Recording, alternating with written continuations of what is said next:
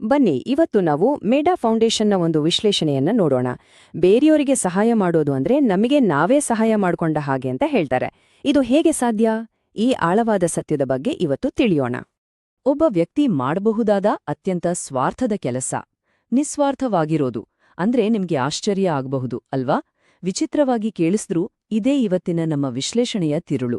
ಅಂದ್ರೆ ಬೇರೆಯವರಿಗೆ ಸಹಾಯ ಮಾಡೋದ್ರಿಂದ ಅತಿ ಹೆಚ್ಚು ಲಾಭ ಆಗೋದು ನಮ್ಗೇನೆ. ಸರಿ, ಹಾಗಾದ್ರೆ ನೇರವಾಗಿ ವಿಷಯಕ್ಕೆ ಬರೋಣ. ನೋಡಿ, ನಾವಿವತ್ತು ಟೆಕ್ನಾಲಜಿಯಿಂದ ಎಷ್ಟು ಕನೆಕ್ಟೆಡ್ ಆಗಿದೀವಿ ಅಂದ್ರೆ ಆದ್ರೂ ಪ್ರಪಂಚದಾದ್ಯಂತ ಒಂಟಿತನ, ಸುಸ್ತು ಅನ್ನೋ ಸಮಸ್ಯೆಗಳು ಜಾಸ್ತಿ ಆಗ್ತಾನೇ ಇವೆ. ಹಾಗಿದ್ರಿ ಈ ಥರ ಬರೀ ವ್ಯವಹಾರಿಕವಾಗಿ ಬದುಕೋದ್ನ ಬಿಟ್ಟು ಸಂಬಂಧಗಳ ಆಧಾರದ ಮೇಲೆ ಬದುಕೋದ್ ಹೇಗೆ? ಇಲ್ಲಿ ಒಂದು ಮೂಲಭೂತ ಪ್ರಶ್ನೆ ನಮ್ಮುಂದೆ ಬರುತ್ತೆ. ನಾವೆಲ್ಲರೂ ಒಬ್ಬೊಬ್ರೇನಾ ಅಥವಾ ಒಂದು ದೊಡ್ಡ ಸಮೂಹದ ಭಾಗನಾ? ನಾವು ಪ್ರತ್ಯೇಕ ಸ್ವತಂತ್ರ ಜೀವಿಗಳು ಅನ್ನೋ ಭಾವನೆ ಇದೆಯಲ್ಲ, ಅದು ನಿಜವಾಗ್ಲೂ ಒಂದು ದೊಡ್ಡ ಭ್ರಮೆಯಾಗಿರಬಹುದು. ಸತ್ಯ ಏನಂದ್ರೆ ನಮ್ಮೆಲ್ಲರ ಅಸ್ತಿತ್ವ ಒಂದಕ್ಕೊಂದು ಬೆಸೆದ್ಕೊಂಡಿದೆ. ಆಫ್ರಿಕಾದ ಉಬುಂಟು ತತ್ವಶಾಸ್ತ್ರದಲ್ಲಿ ಒಂದು ಅದ್ಭುತವಾದ ಮಾತಿದೆ, ನಾವಿರೋದ್ರಿಂದ ನಾನಿದ್ದೇನೆ. ನೋಡಿ, ನಮ್ಮ ಅಸ್ತಿತ್ವ ಎಷ್ಟು ಸುಂದರವಾಗಿ ಸಂಬಂಧಗಳ ಮೇಲೆ ನಿಂತಿದೆ ಅಂತ ಇದು ಹೇಳುತ್ತೆ. ಇದರ ಪ್ರಕಾರ ನಾವು ಯಾರು ಅನ್ನೋದು ನಿರ್ಧಾರ ಆಗೋದು ನಮ್ಮ ಸಂಬಂಧಗಳಿಂದ, ನಾವು ಒಬ್ರಿಗೊಬ್ರು ತೋರುವ ಕಾಳಜಿಯಿಂದ, ಪ್ರತ್ಯೇಕತೆಯಿಂದ ಅಲ್ಲವೇ ಅಲ್ಲ. ನೋಡಿ, ಈ ಪರಸ್ಪರ ಸಂಬಂಧದ ಕಲ್ಪನೆ ಏನಿದೆ, ಇದು ಕೇವಲ ಒಂದೇ ಸಂಸ್ಕೃತಿಗೆ ಸೀಮಿತವಾಗಿಲ್ಲ. ನಮ್ಮ ಅದ್ವೈತ ವೇದಾಂತದಲ್ಲೂ ಅಹಂ ಬ್ರಹ್ಮಾಸ್ಮಿ ಅಂತಾರಲ್ಲ, ಅಂದ್ರೆ ನಮ್ಮ ಆತ್ಮ ಮತ್ತು ಪರಮಾತ್ಮ ಒಂದೇ ಅಂತ. ಅದೇ ರೀತಿ ಬೌದ್ಧ ಧರ್ಮ ಹೇಳುತ್ತೆ, ಸ್ವ ಅನ್ನೋದು ಸ್ಥಿರವಾದ ವಸ್ತುವಲ್ಲ, ಅದು ಬೇರೆ ಬೇರೆ ಪರಿಸ್ಥಿತಿಗಳ ಮೇಲೆ ಅವಲಂಬಿತವಾಗಿರುತ್ತೆ ಅಂತ. ಇನ್ನು ಸ್ಟೋಯಿಸಿಸಂ ತತ್ವಶಾಸ್ತ್ರ ಕೂಡ ಇದನ್ನೇ ಹೇಳುತ್ತೆ, ನಾವೆಲ್ಲ ಮನುಷ್ಯರು ಒಂದೇ ದೇಹದ ಬೇರೆ ಬೇರೆ ಅಂಗಗಳಿದ್ದಾಗೆ ಅಂತ. ಸರಿ, ಇಷ್ಟೊತ್ತು ಪ್ರಾಚೀನ ಜ್ಞಾನದ ಬಗ್ಗೆ ಮಾತಾಡಿದ್ವಿ. ಈಗ ಆಧುನಿಕ ವಿಜ್ಞಾನದ ಕಡೆಗೆ ಬರೋಣ. ಯಾಕಂದ್ರೆ ಬಹಳ ಇಂಟ್ರೆಸ್ಟಿಂಗ್ ವಿಷಯ ಏನಂದ್ರೆ, ನಮ್ಮ ಹಿರಿಯರು ಹೇಳಿದ ಆ ಅರ್ಥಗರ್ಭಿತ ಮಾತುಗಳನ್ನೇ ಇವತ್ತಿನ ಸೈನ್ಸ್ ಕೂಡ ಒಪ್ಕೊಳ್ತಾ ಇದೆ. ಮಿರರ್ ನ್ಯೂರಾನ್ಸ್ಗಳು ಅಂತ ಕೇಳಿದಿರಾ? ಇವು ನಮ್ಮ ಮೆದುಳಿರೋ ತುಂಬಾನೇ ವಿಶೇಷವಾದ ಕೋಶಗಳು. ನಾವೇನಾದ್ರೂ ಒಂದು ಕೆಲಸ ಮಾಡಿದಾಗ ಅಷ್ಟೇ ಅಲ್ಲ, ಬೇರೆಯೊಬ್ರು ಅದೇ ಕೆಲಸ ಮಾಡೋದನ್ನು ನೋಡ್ದಾಗ್ಲೂ ಈ ನ್ಯೂರಾನ್ಸ್ಗಳು ಆಕ್ಟಿವೇಟ್ ಆಗ್ತವೆ. ಇದರ ನೇರ ಅರ್ಥ ಏನ್ ಗೊತ್ತಾ? ನಮ್ಮ ಮೆದುಳಿನ ರಚನೆಯೇ ಪ್ರತ್ಯೇಕತೆಗಾಗಿ ಆಗಿಲ್ಲ, ಬದಲಾಗಿ ಸಹಾನುಭೂತಿ, ಸಂಪರ್ಕ ಮತ್ತು ಬೆರೆಯೋದಕ್ಕಾಗಿ ಆಗಿದೆ. ಹಾಗಾದ್ರೆ ಸಹಾಯ ಮಾಡೋದು ಹೇಗೆ? ನಮ್ಗೆ ನಾವೇ ಹಿಡಿದ ಕನ್ನಡಿಯಾಗತ್ತೆ. ಅಂದ್ರೆ ಸೇವೆ ಮಾಡೋದು ನಮ್ಮ ಗುಣಪಡಿಸುವಿಕೆ ಮತ್ತು ಬೆಳವಣಿಗೆಯನ್ನ ಹೇಗೆ ವೇಡಗೊಳಿಸುತ್ತೆ ಅಂತ ಈಗ ನೋಡೋಣ.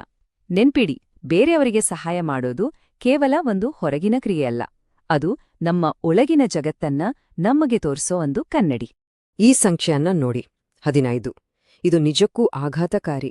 ಯಾಕಂದ್ರೆ ಸೈಂಟಿಫಿಕ್ ಸ್ಟಡೀಸ್ ಪ್ರಕಾರ ಸಾಮಾಜಿಕವಾಗಿ ಒಂಟಿಯಾಡ್ಲೋದು ನಮ್ಮ ಆರೋಗ್ಯಕ್ಕೆ ಎಷ್ಟು ಕೆಟ್ಟದ್ದು ಅಂದ್ರೆ, ದಿನಕ್ಕೆ 15 ಸಿಗರೆಟ್ ಸೇದಿದ್ರೆ ಇಷ್ಟು ಅಪಾಯವೋ ಅಷ್ಟು ಅಪಾಯಕಾರಿ.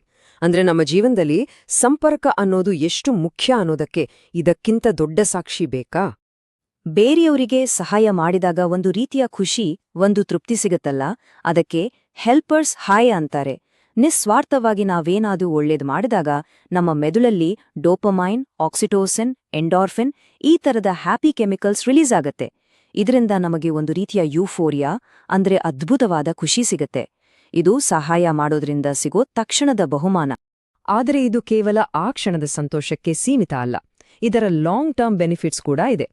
ಸಂಶೋಧನೆಗಳು ಏನ್ ತೋರಿಸುತ್ತವೆ ಅಂದ್ರೆ, ಯಾರು ನಿರಂತರವಾದಿ ಸೇವೆ ಅಥವಾ ಸಹಾಯ ಮಾಡ್ತಾರೋ ಅವರಲ್ಲಿ ಖಿನ್ನತೆ ಕಡಿಮೆ ಆಗುತ್ತೆ, ದೈಹಿಕ ಆರೋಗ್ಯ ಸುಧಾರಿಸುತ್ತೆ, ಅಷ್ಟೇ ಅಲ್ಲ ಅವರ ಆಯುಷ್ಯ ಕೂಡ ಹೆಚ್ಚಾಗುತ್ತೆ ಅಂತ ವೈಜ್ಞಾನಿಕವಾಗಿ ಸಾಬೀತಾಗಿದೆ. ಆದ್ರೆ ಸಹಾಯ ಮಾಡೋದು ಅಂದ್ರೆ ಎಲ್ಲವೂ ಪಾಸಿಟಿವ್ ಅಂತಾನೆ ಅಲ್ಲ. ಕೆಲವೊಮ್ಮೆ ಇದು ನಮ್ಮ ನೆರಳಿನ ಭಾಗವನ್ನ, ಅಂದ್ರೆ ನಮ್ಮೊಳಗಿನ ಗುಣವಾಗದ ಗಾಯಗಳು, ಈಡೇರದ ಆಸೆಗಳು ಅಥವಾ ಬೇರೆಯವರಿಂದ ಮನ್ನಣೆ ಬೇಕು ಅನ್ನೋ ಹಂಬಲ, ಇವೆಲ್ಲ ಹೊರಗ್ ತರುತ್ತೆ. ಇದೊಂದು ರೀತಿ ನಮ್ಮನ್ನ ನಾವು ಇನ್ನಷ್ಟು ಆಳವಾಗಿ ಅರ್ಥ ಮಾಡ್ಕೊಳ್ಳಕ್ಕೆ ಸಿಕ್ಕ ಒಂದು ಅವಕಾಶ. ಹಾಗಾದ್ರೆ ಸಹಾಯ ಮಾಡೋದ್ರಲ್ಲಿ ಅಪಾಯಗಳು ಇವ್ಯಾ? ಖಂಡಿತ ಇವೆ. ವಿವೇಚನೆ ಇಲ್ಲದೆ, ಗಡಿಗಳನ್ನ ಹಾಕೊಳ್ಳದೆ ನಾವು ಸಹಾಯ ಮಾಡ್ತಾ ಹೋದ್ರೆ ಅದು ನಮ್ಮನ್ನೇ ಸುಸ್ತಾಗಿಸಬಹುದು. ಕೆಲವೊಮ್ಮೆ ನಮ್ಮ ಅಹಂಕಾರಕ್ಕೋಸ್ಕರ ಸೇವೆ ಮಾಡಬಹುದು, ಅಥವಾ ಬೇರೆಯವರನ್ನ ನಮ್ಮ ಮೇಲೆ ಅವಲಂಬಿತರನ್ನಾಗಿ ಮಾಡೋ ಅಪಾಯವೂ ಇದೆ. ಇಲ್ಲಿ ಎಂಪವರ್ಮೆಂಟ್ ಅಂದ್ರೆ ಸಬಲೀಕರಣ ಮತ್ತು ಎನೇಬಲಿಂಗ್ ಅಂದ್ರೆ ಸಕ್ರಿಯಗೊಳಿಸುವಿಕೆ. ಇವೆರಡರ ನಡುವಿನ ವ್ಯತ್ಯಾಸವನ್ನ ನಾವು ಅರ್ಥ ಮಾಡ್ಕೊಳ್ಳೋದು ತುಂಬಾನೇ ಮುಖ್ಯ. ಎಂಪವರ್ಮೆಂಟ್ ಅಂದ್ರೆ ಬೇರೆಯವರು ತಮ್ಮ ಸ್ವಂತ ಶಕ್ತಿಯನ್ನ ಕಂಡ್ಕೊಳ್ಳೋಕೆ ಸಹಾಯ ಮಾಡೋದು. ಆದ್ರೆ ಎನೇಬ್ಲಿಂಗ್ ಅಂದ್ರೆ ಅವರು ಮಾಡಬಹುದಾದ ಕೆಲ್ಸವನ್ನ ನಾವೇ ಮಾಡಿ ಅವರನ್ನ ನಮ್ಮ ಮೇಲೆ ಅವಲಂಬಿತರನ್ನಾಗಿ ಮಾಡೋದು. ಆರೋಗ್ಯಕರವಾದ ಸಹಾಯ ಯಾವಾಗ್ಲೂ ಸಬಲೀಕರಣವನ್ನೇ ಮಾಡುತ್ತೆ, ಅವಲಂಬನೆಯನ್ನಲ್ಲ. ಸರಿ, ಹಾಗಿದ್ರೆ ನಾವು ಮಾಡ್ತಿರೋ ಸಹಾಯ ಸರಿಯಾದ ದಾರಿಯಲ್ಲಿದ್ಯಾ ಅಂತ ಹೇಗ್ ಪರೀಕ್ಷಿಸ್ಕೊಳ್ಳೋದು? ಈ 3 ಪ್ರಶ್ನೆಗಳನ್ನ ನಾವೇ ನಮ್ಗೆ ಕೇಳ್ಕೊಳ್ಬಹುದು. 1. ನನ್ನ ಪ್ರೇರಣೆ ಏನು? ನಾನು ಪ್ರೀತಿಯಿಂದ ಮಾಡ್ತಿದ್ದೀನಾ, ಭಯದಿಂದನಾ, ಅಥವಾ ನನ್ನೊಳಗಿನ ತಪ್ಪಿತಸ್ಥ ಭಾವನೆಯಿಂದನಾ? 2. ಈ ಕೆಲ್ಸವನ್ನ ಯಾರು ನೋಡ್ಲಿಲ್ಲ, ಯಾರು ಥ್ಯಾಂಕ್ಸ್ ಹೇಳಿಲ್ಲ ಅಂದ್ರೂ ನಾನ್ ಮಾಡ್ತಿದ್ನಾ?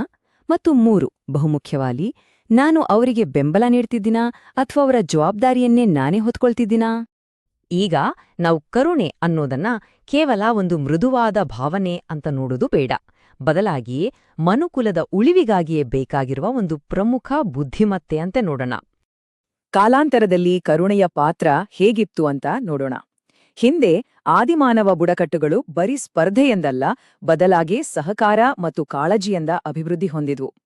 ಇವತ್ತು ವರ್ತಮಾನದಲ್ಲಿ ಕರುಣೆಯು ನಾನು ಅನ್ನೋ ಅಹಂಕಾರವನ್ನ ಮೀರಿ ನಾವು ಅನ್ನೋ ಪ್ರಜ್ಞೆಗೆ ನಮ್ಮನ್ನ ಕೊಂಡೊಯ್ಯೋ ಒಂದು ಆಧ್ಯಾತ್ಮಿಕ ಮಾರ್ಗವಾಗಿದೆ. ಇನ್ನು ಭವಿಷ್ಯದ ಮಾತು ಹೇಳೋದಾದ್ರೆ, ನಮ್ಮೆಲ್ಲರ ಸಾಮೂಹಿಕ ಉಳಿವಿಗಾಗಿ ಹವಾಮಾನ ನ್ಯಾಯದಂತಹ ಜಾಗತಿಕ ಚಳುವಳಿಗಳಿಗೆ ಕರುಣೆಯೇ ಶಕ್ತಿಯಾಗಲಿದೆ. ರಾಮದಾಸ್ ಅವರ ಈ ಮಾತು ಕೇಳಿ ಎಷ್ಟು ಸುಂದರವಾಗಿದೆ. ನಾವೆಲ್ಲರೂ ಒಬ್ಬರನ್ನೊಬ್ಬರು ಮನೆಗೆ ಕರೆದೊಯ್ತಿದ್ದೇವೆ ಅಷ್ಟೇ. ನಮ್ಮೆಲ್ಲರ ಈ ಮಾನವ ಪ್ರಯಾಣದ ಸಾರಾಂಶವನ್ನೇ ಈ ಒಂದು ಸಾಲು ಹಿಡಿದಿಡುತ್ತೆ. ಹಾಗಾದ್ರೆ ಕೊನೆಯದಾಗಿ ಈ ಒಂದು ಆಲೋಚನೆಯೊಂದಿಗೆ ಮುಗಿಸೋಣ.